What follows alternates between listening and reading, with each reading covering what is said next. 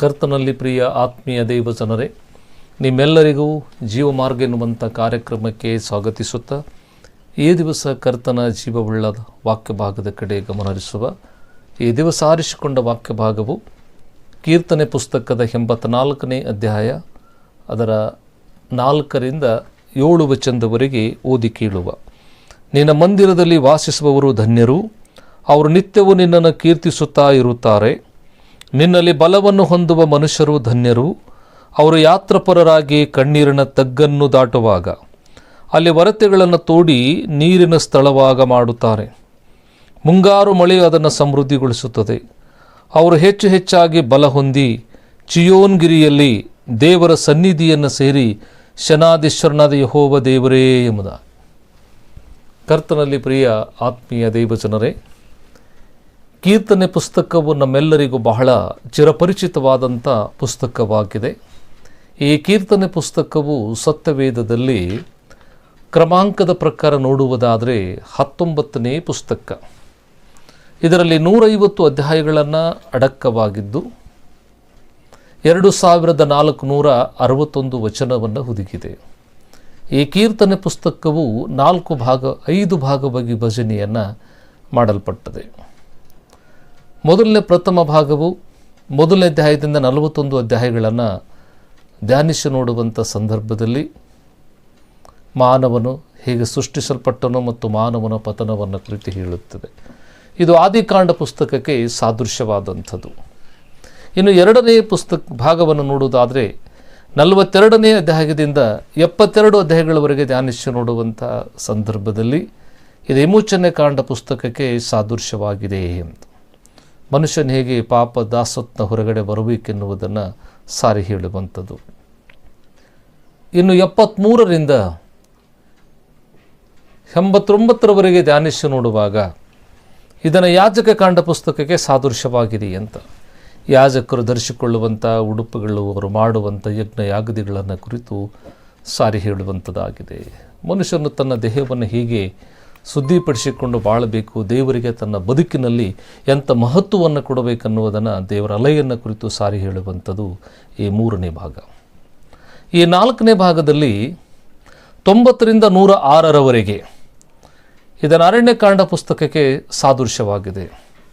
ಇಸ್ರಾಯೇಲರು ಐಗುಪ್ತ ದೇಶವನ್ನು ಬಿಟ್ಟು ಹಾಲು ಜೇನು ಹರಿಯುವ ಕಾನಾನ್ ದೇಶಕ್ಕೆ ಬರುವಾಗ ದಾರಿ ಮಧ್ಯದಲ್ಲಿ ಕಂಡ ಅನುಭವ ಇದು ಅರಣ್ಯಕಾಂಡ ಪುಸ್ತಕ ಅಂತ. ಇಸ್ರಾಯೇಲರು ಅಲೆದಾಡುತ್ತಿದ್ದರು ಅಂತ. ಹಾಗೆಯೇ ನಾವು ಈ ಭೂಲೋಕವನ್ನು ಬಿಟ್ಟು ಪರಲೋಕ ರಾಜ್ಯಕ್ಕೆ ಪ್ರಯಾಣ ಮಾಡುವಾಗ ಈ ಬದುಕಿನಲ್ಲಿ ಎಂಥ ಹೋರಾಟಗಳು ಅನುಭವಿಸಬೇಕೆನ್ನುವುದನ್ನು ಸಾರಿ ಹೇಳುವಂಥದ್ದು. ಇನ್ನು 107ರಿಂದ 150ರವರೆಗೆ ಧರ್ಮೋಪದೇಶಕಾಂಡ ಪುಸ್ತಕಕ್ಕೆ ಸಾದೃಶ್ಯವಾಗಿದೆ ಅಂತ. ಹಾಗೆ ಈ ಪಂಚಕಾಂಡಕ್ಕೂ ಮತ್ತು ಪಂಚಕಾಂಡಕ್ಕೂ ಕೀರ್ತನೆ ಪುಸ್ತಕ ಬಹಳ ನಿಕಟವಾದ ಸಂಬಂಧ ಇದೆ. ಇದನ್ನು 5 ಭಾಗವಾಗಿ ವಿಭಜನೆಯನ್ನು ಮಾಡಲ್ಪಟ್ಟದೆ. ಈಗ ನಾವು ಓದಿರುವಂಥದ್ದು 84ನೇ ಅಧ್ಯಾಯದ ಅದರ 4ರಿಂದ 7 ವಚನವನ್ನು ಧ್ಯಾನಿಸಿದ್ದೇವೆ. ಇದನ್ನು ದೇವಾಲಯಕ್ಕೆ ಸಾದೃಶ್ಯವಾಗಿರ್ತಕ್ಕಂಥದ್ದು, ದೇವರ ಮಕ್ಕಳು ನಡೆದುಕೊಳ್ಳುವಂಥ ವಿಧಾನಗಳನ್ನು ಸೂಚಿಸುವಂಥದ್ದನ್ನು ಇಲ್ಲಿ ಗಮನಿಸ್ತೇವೆ. ಭಕ್ತನಾದಂಥ ಕೊರಹೀರನು ಬರೀತಾನೆ, ಶನಾದೀಶ್ವರನಾದ ಯೆಹೋವನೇ, ನಿನ್ನ ನಿವಾಸಗಳು ಎಷ್ಟೋ ರಮ್ಯವಾಗಿವೆ. ಈ 84ನೇ ಅಧ್ಯಾಯದಲ್ಲಿ 12 ವಚನಗಳನ್ನು ಹುದುಕಿದೆ. ಮೇಲಿನ ವಚನವನ್ನು ನೋಡುವಾಗ ದೇವರ ಸನ್ನಿಧಾನವನ್ನು ಕುರಿತು ವರ್ಣಿಸ್ತಾನೆ. ಈ ಲೋಕದಲ್ಲಿ ಬಹಳಷ್ಟು ಜನರು ವರ್ಣಿಸ್ತಾರೆ, ಮಾತಾಡ್ತಾರೆ. ಪ್ರಕೃತಿಯನ್ನು ಕುರಿತು ಅಥವಾ ಜನರ ಪ್ರತಿಭೆಯನ್ನು ಕುರಿತು, ತಾವು ಕಂಡಿರುವುದನ್ನು ಕುರಿತು ವರ್ಣನೆಯನ್ನು ಮಾಡ್ತಾರೆ. ಆದರೆ ಇಲ್ಲಿ ಭಕ್ತನಾದಂಥ ಕೊರಹೀರನು ಹೇಳ್ತಕ್ಕಂಥದ್ದೇನು? ಶನಾದೀಶ್ವರನಾದನ ಯೆಹೋವನೇ, ನಿನ್ನ ನಿವಾಸಗಳು ಎಷ್ಟೋ ರಮ್ಯವಾಗಿವೆ. ದೇವರನ್ನು ಕುರಿತು ವರ್ಣಿಸ್ತಾನೆ. ನಿನ್ನ ಸನ್ನಿಧಿಯಲ್ಲಿ ಸೇರಬೇಕೆಂದು ನನ್ನ ಆತ್ಮವು ಹಂಬಲಿಸ್ತಾ ಕುಂದಿ ಹೋಗುತ್ತಾ ಇದೆ. ಒಂದು ವೇಳೆ ನಿನ್ನ ಸನ್ನಿಧಿಯಲ್ಲಿ ಸೇರದೆ ಹೋದರೆ ನನ್ನ ಆತ್ಮಕ್ಕೆ ಬಲ ಇಲ್ಲ ಎಂಬುದಾಗಿ ಕೊರಹೀರನು ಹೇಳುವುದನ್ನು ನಾವಿಲ್ಲಿ ಗಮನಿಸ್ತೇವೆ. ತನುಮನ ಧನಗಳಿಂದ ನಿನ್ನ ಸನ್ನಿಧಿಯಲ್ಲಿ ಬರುತ್ತೇನೆ ಅಂತ ಬರೀತಾನೆ. ಅಷ್ಟಕ್ಕೆ ಸಾಲದೆ ಗುಬ್ಬಿಗೆ ಗೂಡು ಹಾಕುವಂಥ ಭಾಗ್ಯತೆ, ಪಾರಿವಾಳಕ್ಕೆ ಮರಿ ಹಾಕುವ ಭಾಗ್ಯತೆಯನ್ನು ಕೊಡ್ತೇನೆ ಅಂತ ಹೇಳಿದ. ಇಲ್ಲಿ ದೇವರ ಸನ್ನಿಧಾನವನ್ನು ಕುರಿತು ವರ್ಣನೆ ಮಾಡ್ತಾನೆ. ದೇವರ ಸಮ್ಮುಖದಲ್ಲಿ ಸೇರದೆ ಹೋದರೆ ನನ್ನ ಆತ್ಮ ಕುಗ್ಗಿ ಹೋಗ್ತಂತ ಬರೀತಾನೆ. ಗುಬ್ಬಿ ಪಾರಿವಾಳದ ಸ್ವರವನ್ನು ಕೇಳಿ ಅವರು ಇಷ್ಟಾರ್ಥ ಈಡೇರಿಸುವಂಥ ದೇವರು, ಇನ್ನು ಮನುಷ್ಯರಾದ ನಮ್ಮ ಇಷ್ಟಾರ್ಥಗಳು ಈಡೇರಿಸುವುದಿಲ್ಲೇನು, ನಮ್ಮ ಆಸೆಗಳನ್ನು ಪೂರೈಸುವುದಿಲ್ಲೇನು ಎನ್ನುವುದನ್ನು ನಾವು ನೋಡುತ್ತೇವೆ. ಹಾಗೆ ಇಲ್ಲಿ ಈ ಅಧ್ಯಾಯದಲ್ಲಿ 12 ವಚನಗಳಲ್ಲಿ 3 ವಿಧದಲ್ಲಿ ನಾವು ಧನ್ಯರನ್ನೋ ಪದಗಳನ್ನು ಕಾಣ್ತೇವೆ. 4ನೇ ವಚನದಲ್ಲಿ ಬರೆಯಲ್ಪಟ್ಟದೆ, ನಿನ್ನ ಮಂದಿರದಲ್ಲಿ ವಾಸಿಸುವವರು ಧನ್ಯರು, ನಿತ್ಯವೂ ನಿನ್ನನ್ನು ಕೀರ್ತಿಸ್ತಾ ಇರುತ್ತಾರೆ. ಹಾಗಾದರೆ ಗಮನಿಸ್ತೇವೆ, ಈ ಲೋಕದಲ್ಲಿ ಯಾರಿಗೆ ಧನ್ಯರೆಂದು ಕರೆಯುತ್ತಾರೆ?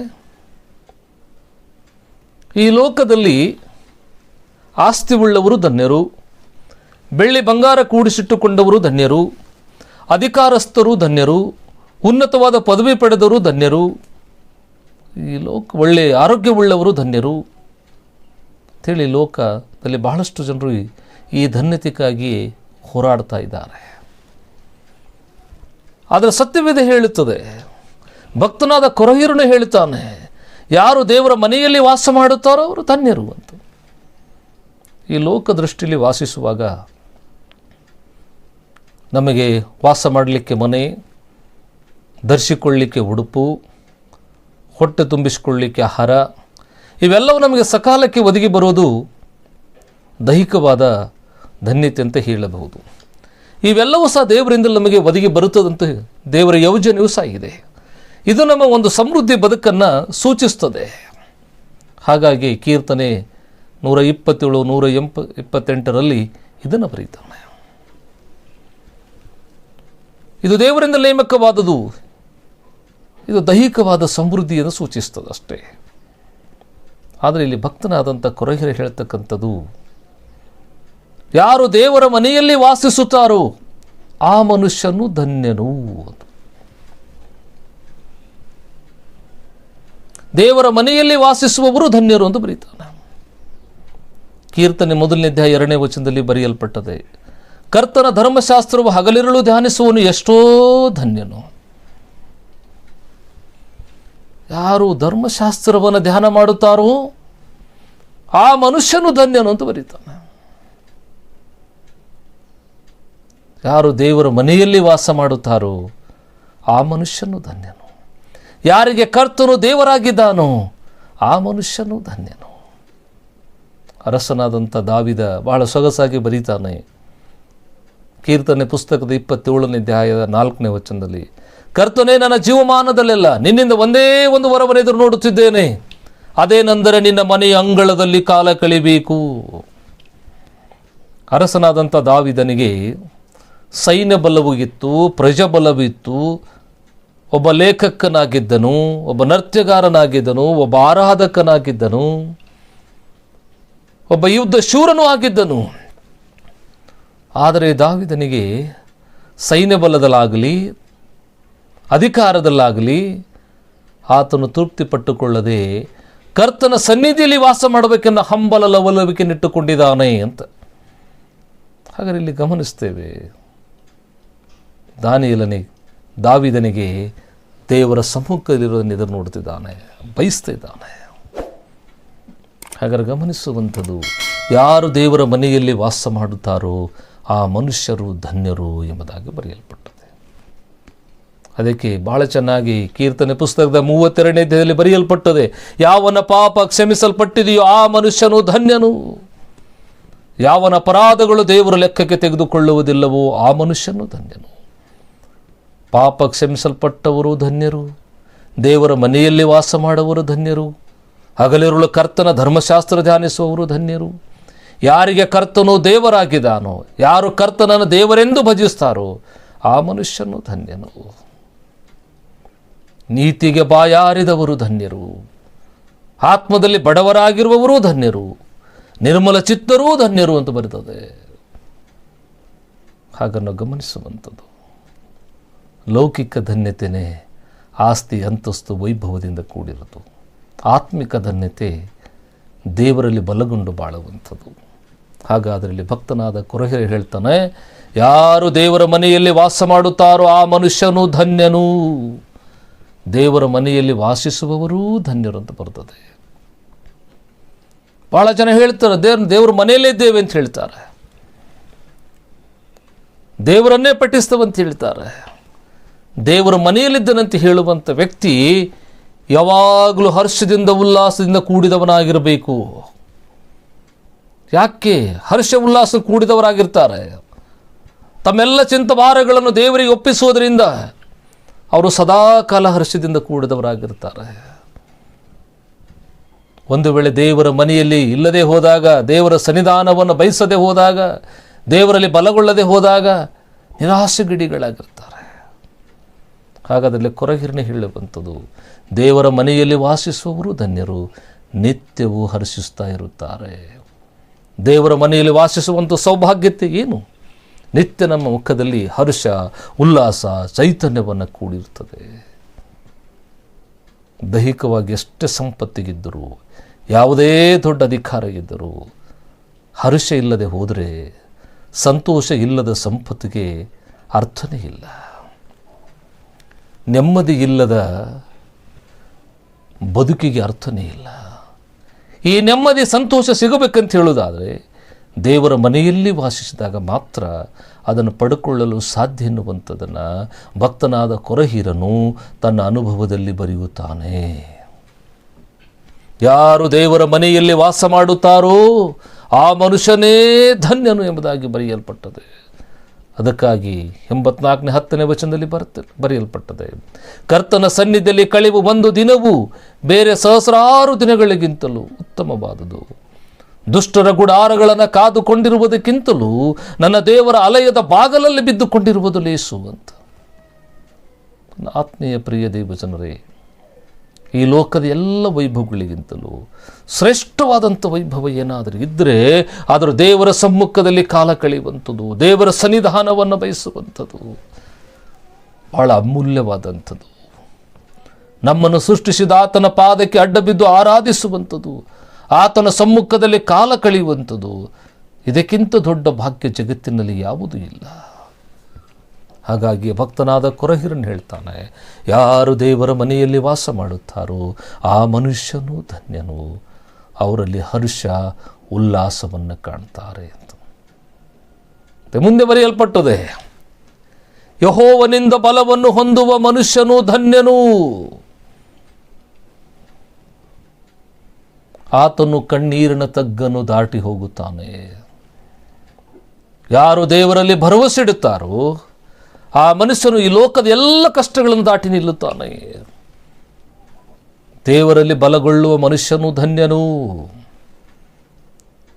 ಯಾವುದೇ ಹೋರಾಟಗಳು ಬರಲಿ, ಆರ್ಥಿಕ ಮುಕ್ಕಟ್ಟುಗಳಿರಲಿ, ದೈಹಿಕ ಬಲಹೀನತೆಗಳಿರಲಿ, ವೈಮನಸ್ಸುಗಳಿರಲಿ, ಏನೇ ಇರಲಿ, ದೇವರವನಿಗೆ ಬಲವಾಗಿದ್ದರಿಂದ ಅವೆಲ್ಲವನ್ನು ಜಯಿಸಲಿಕ್ಕೆ ಸಾಧ್ಯ.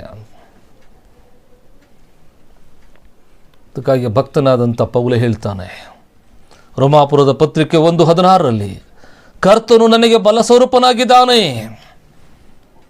ದೇವರು ನಮಗೆ ಬಲವಾಗಿದ್ದ ಕಾರಣ ನಾವು ಎಲ್ಲವನ್ನು ಜಯಿಸುತ್ತೇವೆ ಅಂತ. ಯಾವುದೇ ಕಷ್ಟಗಳು, ನಮ್ಮ ಕಷ್ಟಗಳು ನಮಗಿಂತಲೂ, ನಮ್ಮ ಸಮಸ್ಯೆಗಳು ನಮಗಿಂತಲೂ ಉದ್ದವಾದರೂ ನಮ್ಮನ್ನು ಸೃಷ್ಟಿ ಮಾಡಿದ ದೇವರಿಗೆ ಕೊಂಚವೇ ಅಲ್ಪವೇ ಆಗಿದೆ. ನಮ್ಮ ಸಮಸ್ಯೆಗಳು ನಮಗೆ ದೊಡ್ಡ ತೆಂದು ಕಂಡರೂ ನಿರ್ಮಿಸಿದ ದೇವರಿಗೆ ಕೊಂಚವೇ. ಹಾಗಾಗಿ ನಾವು ಗಮನಿಸುವಂಥದ್ದು, ನಾವು ದೇವರಲ್ಲಿ ಬಲಗೊಳ್ಳುವುದಾದರೆ, ದೇವರ ಮೇಲೆ ಭರವಸೆ ಇಡುವುದಾದರೆ ಖಂಡಿತವಾಗಿಯೂ ಎಲ್ಲ ಕಷ್ಟಗಳನ್ನು ದಾಟಿ ಮುಂದೆ ಸಾಗುತ್ತೇವೆ. ಇಸ್ರಾಯೇಲರು ದೇವರ ಮೇಲೆ ಭರವಸೆ ಇಟ್ಟರು, ಕೆಂಪು ಸಮುದ್ರವನ್ನು ದಾಟಿದರು. ದೇವರ ಮೇಲೆ ಭರವಸೆ ಇಟ್ಟವರು ಎಲ್ಲ ಕಾಲದಲ್ಲಿ ಬಲವನ್ನು ಹೊಂದುತ್ತಾರೆ. ದೇವರ ಮೇಲೆ ಭರವಸೆ ಇಡ್ತಕ್ಕಂಥದ್ದು ಬಹಳ ಅಗತ್ಯ. ದೇವರಿಂದ ಬಲಗೊಳ್ಳುವಂಥ ಮನುಷ್ಯನು ಧನ್ಯನು.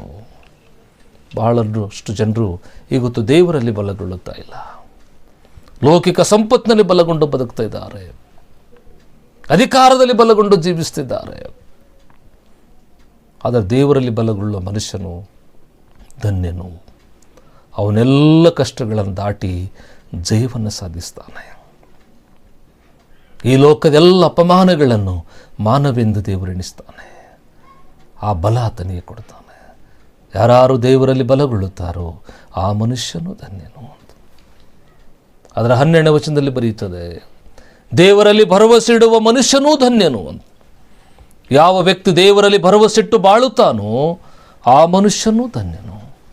ಮೊದಲನೇದಾಗಿ ದೇವರಲ್ಲಿ ಭರವಸೆಯಿಡುವಂಥ ಮನುಷ್ಯ ಕಷ್ಟಗಳನ್ನ ದಾಟಿ ನಿಲ್ತಾನೆ. ದೇವರಲ್ಲಿ ಬಲಗೊಳ್ಳುವಂಥ ಮನುಷ್ಯ ಕಷ್ಟಗಳನ್ನು ಜಯಿಸ್ತಾನೆ. ದೇವರ ಮನೆಯಲ್ಲಿ ವಾಸ ಮಾಡುವಂಥ ಮನುಷ್ಯ ಹರ್ಷದಿಂದ ಬದುಕುತ್ತಾನೆ. ಇನ್ನು ದೇವರ ಮೇಲೆ ಭರವಸೆಯಿಡುವ ಮನುಷ್ಯ, ದೇವರಲ್ಲಿ ಭರವಸೆಯಿಡುವ ಮನುಷ್ಯನು ಧನ್ಯನು. ಬಹಳಷ್ಟು ಜನರು ವ್ಯಕ್ತಿಗಳ ಮೇಲೆ ಭರವಸೆಟ್ಟು ಬದುಕುತ್ತಾರೆ. ಕೀರ್ತನೆಗಾರರು ಬಹಳ ಸೊಗಸಾಗಿ ಹೇಳ್ತಾನೆ,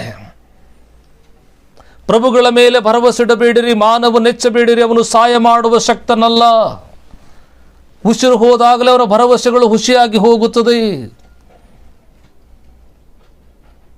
ಹಾಗಾದ್ರೆ ಗಮನಿಸ್ತೇವೆ, ಎಷ್ಟು ಜನರು ವ್ಯಕ್ತಿಗಳನ್ನು ನಂಬಿಕೊಂಡು ಬದುಕ್ತಾರೆ.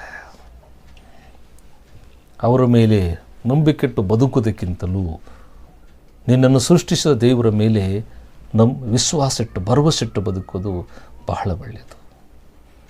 ಕೆಲವರು ಆಸ್ತಿ ಮೇಲೆ ಭರವಸೆ ಬಿಟ್ಟು, ದೊಡ್ಡ ದೊಡ್ಡ ವ್ಯಕ್ತಿಗಳ ಮೇಲೆ ಭರವಸೆಟ್ಟು ಬದುಕಲು ಪ್ರಾರಂಭಿಸ್ತಾರೆ. ಅದು ಶಾಶ್ವತವಲ್ಲ. ಸೃಷ್ಟಿಸಿದಂಥ ದೇವರ ಮೇಲೆ ಯಾರು ಭರವಸೆಟ್ಟು ಬದುಕುತ್ತಾರೋ ಅವರು ಧನ್ಯರು ಅಂತ. ಅದಕ್ಕಾಗಿ ಭಕ್ತನಾದಂತಹ ಯೆರೆಮೀಯನು ಬರೀತಾನೆ. ಯೆರೆಮೀಯ 17ನೇ ಅಧ್ಯಾಯ 5ರಿಂದ 8 ವಚನ ಓದಿ ನೋಡುವಾಗ, ಮಾನವ ಮಾತ್ರದವರಲ್ಲಿ ಭರವಸೆ ಬಿಟ್ಟು ನರಜನ್ಮದವರನ್ನೇ ಭುಜಬಲವೆಂದು ತಿಳಿದು ಯೆಹೋವನನ್ನು ತೊರೆಯುವ ಮನಸ್ಸುಳ್ಳವನು ಶಾಪಗ್ರಸ್ತನು. ಅವನು ಜಾಲಿಯ ಮರಕ್ಕೆ ಸಮಾನನು, ಶುಭ ಸಂಭವಿಸಿದರೂ ಅದನ್ನು ಅನುಭವಿಸನು. ಬಹಳಷ್ಟು ಜನರು ಭುಜಬಲದ ಮೇಲೆ ಹಾತುಕೊಂಡು ಬದುಕುತ್ತಾರೆ. ಮಾನವ ಮಾತ್ರದವರಲ್ಲಿ ಭರವಸೆ ಬಿಟ್ಟು ನರಜನ್ಮದವರನ್ನೇ ಭುಜಬಲವೆಂದು ತಿಳಿದು ಯೆಹೋವನನ್ನು ತೊರೆಯುವ ಮನಸ್ಸುಳ್ಳವನು ಶಾಪಗ್ರಸ್ತನು. ಅದಕ್ಕೆ ಸತ್ಯವೇದ ಅದನ್ನೇ ಹೇಳುತ್ತೆ, ನೀನು ತೋಳ್ಬಲದ ಮೇಲೆ ಹಾತುಕೊಂಡು ಬದುಕಬೇಡ. ನಿನ್ನನ್ನು ಸೃಷ್ಟಿಸಿದ ಆತನ ದೇವರ ಮೇಲೆ ಅವಲಂಬಿತನಾಗಿ ಬದುಕು. ತೋಳ್ಬಲ ಯಾರಿಗೂ ಶಾಶ್ವತವಲ್ಲ, ದೇವರ ಬಲ ಶಾಶ್ವತ. ಹಾಗಾಗಿ ಯಾರು ದೇವರ ಮೇಲೆ ಭರವಸೆಟ್ಟು ಬದುಕುತ್ತಾರೋ ಆ ಮನುಷ್ಯನು ಧನ್ಯನು. ಅವನು ಕಾಲುವೆ ಅಡಿಯಲ್ಲಿ ಬೆಳೆದ ಮರದ ಹಾಗೆ ಹಚ್ಚು ಹಸಿರಾಗಿರುವವನು, ತಕ್ಕ ಕಾಲದಲ್ಲಿ ಫಲ ಕೊಡುವನು, ಅದರ ಎಲೆ ಬಾಡುವುದೇ ಇಲ್ಲ ಎಂಬುದಾಗಿ ಬರೆಯಲ್ಪಟ್ಟದೆ. ಯಾವ ವ್ಯಕ್ತಿ ದೇವರ ಮೇಲೆ ಭರವಸೆಟ್ಟು ಬದುಕುತ್ತಾನೋ ಅವನು ಜಯವನ್ನು ಸಾಧಿಸ್ತಾನೆ. ಮನುಷ್ಯನ ಮೇಲೆ ಭರವಸೆಡುವಂಥ ಮನುಷ್ಯನು ಸೋಲನ್ನು ಅನುಭವಿಸ್ತಾನೆ. ಹಾಗಾಗಿ ನಾವು ದೇವರ ಮೇಲೆ ಭರವಸೆಟ್ಟು ಬದುಕುವುದನ್ನು ಕಲಿಬೇಕು.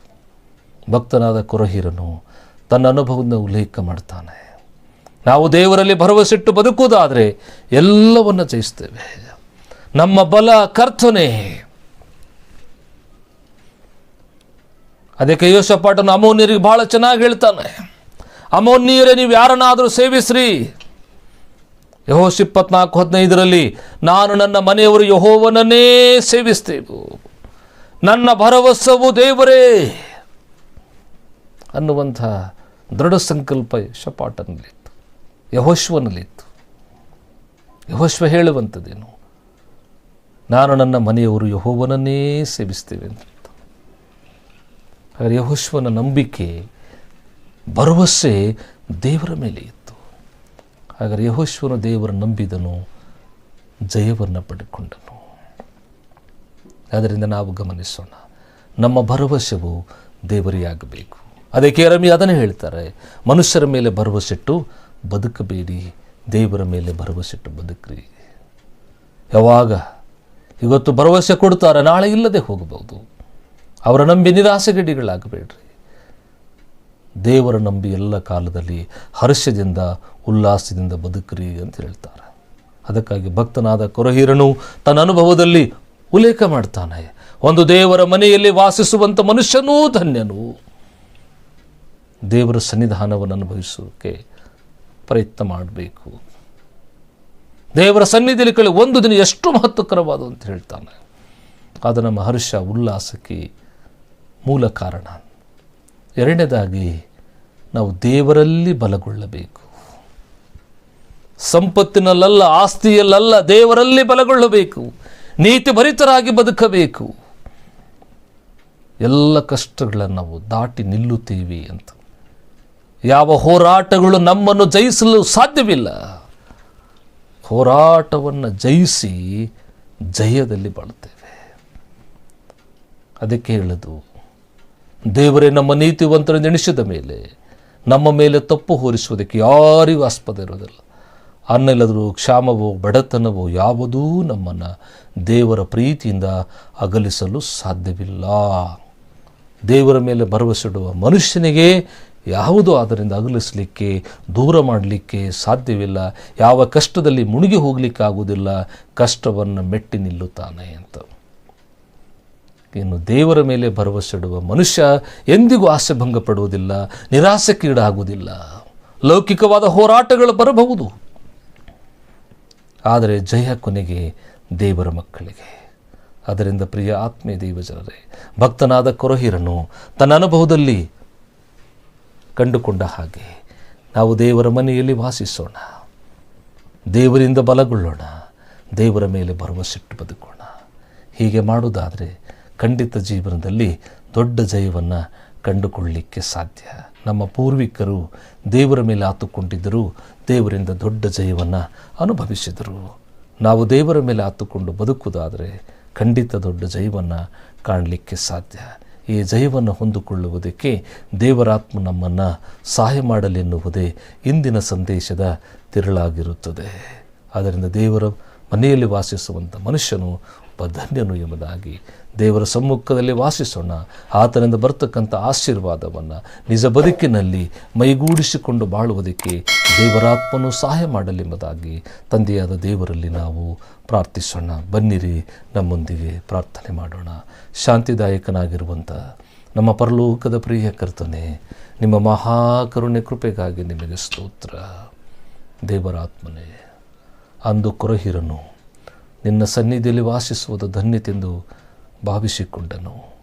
ನಿನ್ನ ಮಕ್ಕಳಾದ ನಾವುಗಳು ನಿನ್ನ ಸನ್ನಿಧಾನವನ್ನೇ ಅನುಭವಿಸಿ ನಿನ್ನಿಂದ ಬರ್ತಕ್ಕಂಥ ಪರಮಾನಂದವನ್ನು ನಮ್ಮ ನಿಜ ಬದುಕಿನಲ್ಲಿ ಅನುಭವಿಸಲು ಸಹಾಯ ಮಾಡಿರಿ. ದೈಹಿಕವಾದ ಧನ್ಯತೆ, ಆತ್ಮಿಕವಾದ ಧನ್ಯತೆ ಎರಡನ್ನೂ ಹೊಂದಿಕೊಂಡವರಾಗಿ ಬಾಳುವುದಕ್ಕೆ ನೀನು ತಾನೇ ನಮ್ಮನ್ನು ಮುನ್ನಡೆಸು. ಇದನ್ನು ಆಲಿಸುವ ಕೇಳುವ ಪ್ರತಿಯೊಬ್ಬರನ್ನು ನಿನ್ನ ಧನ್ಯತೆಯಲ್ಲಿ ಪಾಲ್ಗೊಂಡವರಾಗಿ ನಿನ್ನಿಂದ ಬರುವಂಥ ಆಶೀರ್ವಾದವನ್ನು ಅನುದಿನವೂ ಅನುಭವಿಸುವಂತೆ ನಿಮ್ಮ ಆತ್ಮನ ಬಲದಲ್ಲಿ ಮುನ್ನಡೆಸಬೇಕಾಗಿ ಯೇಸುವಿನ ಹೆಸರಿನಲ್ಲಿ ಪ್ರಾರ್ಥಿಸಿ ಬೇಡುತ್ತೇವೆ ನಮ್ಮ ಪರಲೋಕದ ಪ್ರಿಯ ಕರ್ತನೇ. ಆಮೇನ್. ದೇವರು ನಮ್ಮೊಂದಿಗಿರಲಿ.